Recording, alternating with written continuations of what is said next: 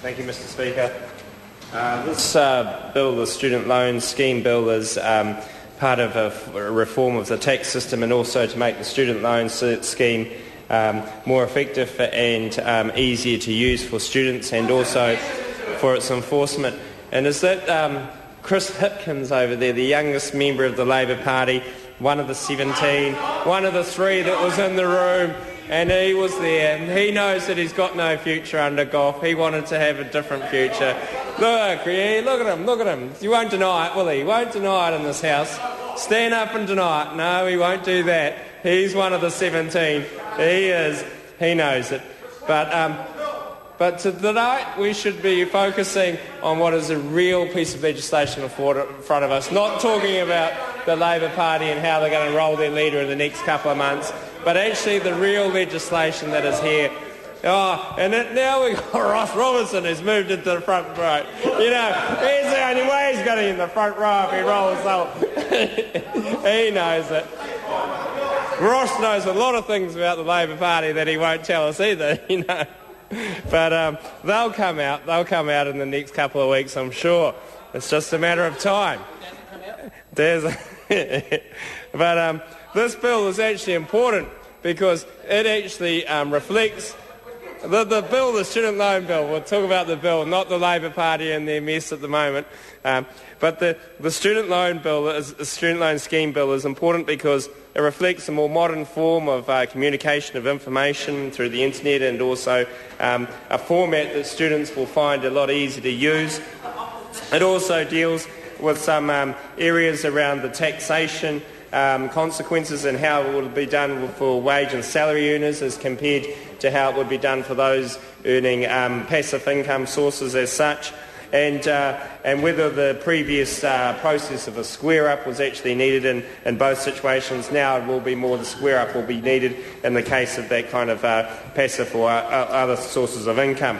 So in essence, this bill is important in preparing the student loan scheme for a more modern format, because the student loan scheme was brought in by a previous government, and the legacy of that scheme is that we haven't been able to offer as many people education in the tertiary sector as we would like to have been able to, and with their cap on student numbers that the previous government brought in, and so with the student loan scheme, well, it is. You brought in a cap on the number of students that when you brought in interest-free student loans, and that's the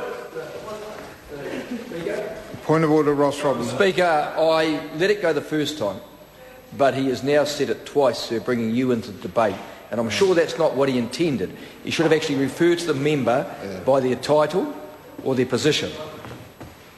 I'll uphold the point of order. The member should be a bit more careful. Thank you, Mr Speaker. That was from Ross Robinson, soon to be Minister of Foreign Affairs and Trade, Shadow Minister under a Labour government, once he gets rid of Phil, isn't it? So,